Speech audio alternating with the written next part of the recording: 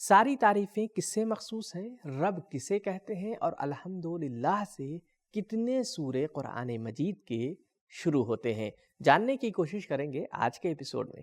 ناظرین اکرام، السلام علیکم۔ تفسیر نور کے اس قرآنی محفل میں آپ تمام قرآنی دوستوں کو خوش آمدید عرض کرتے ہیں۔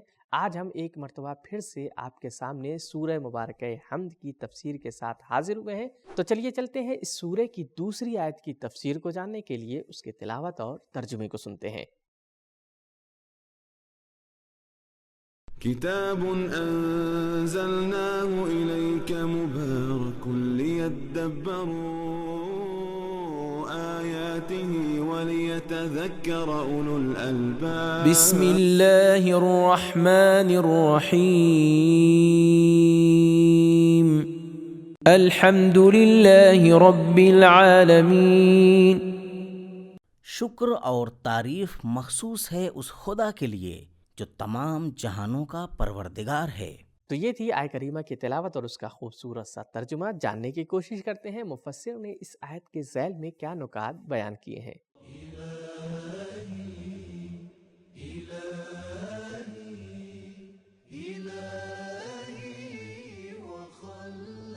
نکات: رب اسے کہا جاتا ہے جو کسی چیز کا مالک و صاحب بھی ہو اور وہ اس کی ترقی و کمال اور پرورش میں بھی کردار رکھتا ہو۔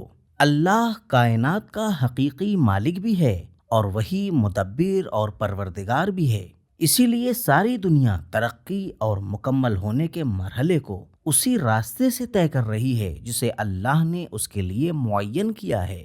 سورہ حمد کے علاوہ 4 سورتیں انعام، کہف، سبا و فاطر بھی جملہ الحمدللہ کے ساتھ شروع ہوئی ہیں، لیکن صرف سورہ حمد میں اس جملے کے بعد رب العالمین کا کلمہ آیا ہے۔ حمد کے مفہوم و معنی میں مدح اور شکر دونوں کے معنی پائے جاتے ہیں۔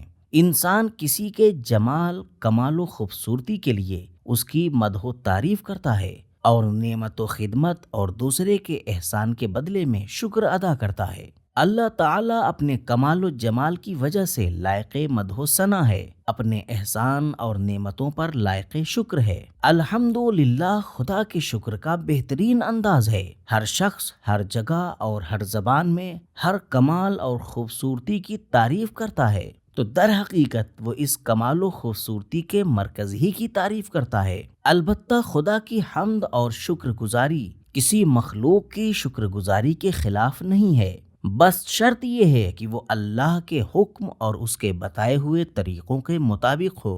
تمام مخلوقات کا پالنے والا اللہ ہے، وَهُوَ رَبُّ كُلِّ شَيْءٍ۔ سورہ انعام آیت نمبر 164۔ جو کچھ زمین و آسمان اور اس کے درمیان ہے، اللہ ان سب کا پروردگار ہے۔ رب السماوات والارض وما بینہما۔ حضرت علی علیہ السلام فرماتے ہیں، من الجمادات والحیوانات، یعنی وہ جاندار اور بے جان تمام چیزوں کا پالنے والا ہے۔ الا لہ الخلق والامر تبارک اللہ رب العالمین۔ سورہ اعراف آیت نمبر 54۔ تمام خلقت اس کی طرف سے ہے اور اس کا انتظام اور کنٹرول بھی اس کی طرف سے ہے، وہی ان کا تربیت کرنے والا اور سب کا پرورش کرنے والا ہے۔ تفسیر نور الثقلین۔ عالمین سے مراد یا صرف انسان ہیں، جیسے سورہ حجر کی آیت نمبر 70 میں قوم لوط جناب لوط علیہ السلام سے کہتی ہے، اولم ننہک عن العالمین، کیا ہم نے تمہیں لوگوں سے ملنے سے منع نہیں کیا؟ یا اس سے مراد تمام عالم ہستی ہے۔ عالم مخلوقات کے معنی میں ہے اور العالمین تمام مخلوقات کے معنی میں استعمال ہوا ہے، اور اس آیت میں سمجھا جا سکتا ہے کہ ساری ہستی کا ایک ہی پروردگار ہے۔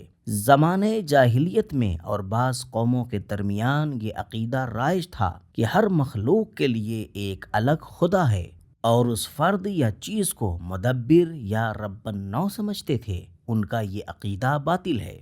تو ہم نے آیت کریمہ کے نکات سے واقفیت حاصل کر لی ہے۔ اب جاننے کی کوشش کرتے ہیں مفسر نے اس آیت کے ذیل میں کون کون سے پیغامات ذکر کیے ہیں۔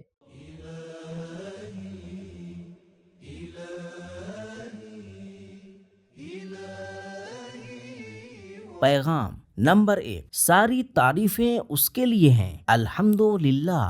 نمبر 2، اللہ کائنات کی تربیت اور اس کے رشد و ہدایت میں جبر زبردستی سے کام نہیں لیتا، کیونکہ حمد غیر اجباری کاموں کے لیے ہوتی ہے، یعنی ان کاموں پر ہوتی ہے جن میں کوئی زبردستی نہیں ہوتی۔ نمبر 3، ساری کائنات خوبصورت ہے، پوری کائنات کی تدبیر اور سسٹم بے عیب ہے، کیونکہ حمد خوبصورتی اور اچھائی کے لیے ہے۔ نمبر 4، ہماری حمد و تعریف کرنے کی دلیل اس کا پروردگار ہونا ہے۔ نمبر 5، اللہ کا اپنی مخلوق سے نہ ختم ہونے والا اور گہرا رابطہ ہے۔ ماہر پینٹر اور معمار اپنے ہنر کی مہارت کو پیش کر کے چلے جاتے ہیں، لیکن ایک مربی، پالنے والے اور تربیت کرنے والے کے لیے ضروری ہے کہ وہ ہر لحظہ نگاہ رکھے، نظارت کرے۔ نمبر 6، پوری کائنات ایک ہی خدا کے زیر تربیت ہے۔ نمبر 7، رشد و ہدایت اور تربیت کا امکان ساری مخلوقات میں پایا جاتا ہے۔ نمبر 8، اللہ تعالیٰ سارے انسانوں کی تربیت انبیاء کی رہنمائی کے ذریعے کرتا ہے، جسے تشریعی تربیت کہا جاتا ہے، اور جمادات، پتھر وغیرہ و نباتات، درخت وغیرہ اور حیوانات کی پرورش و تربیت اپنے قدرتی فطری سسٹم کے تحت فرماتا ہے، جسے تکوینی تربیت کہا جاتا ہے۔ نمبر 9، قرآن کے آغاز میں مومنین دعا کرتے ہوئے اللہ کی بارگاہ میں الحمدللہ رب العالمین کہتے ہیں، اور مومنین خیر پر خاتمے کے وقت جنت میں بھی یہی کہیں گے، وآخر دعواہم ان الحمد للہ رب العالمین۔ سورہ یونس آیت نمبر 10۔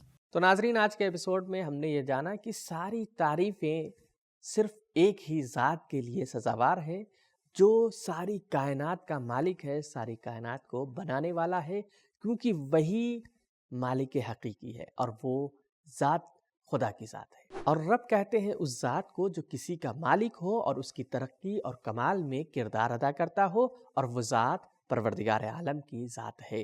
اسی طریقے سے ہم نے یہ بھی معلوم کیا کہ کون سے سورے ایسے ہیں جو الحمد کے ساتھ شروع ہوتے ہیں۔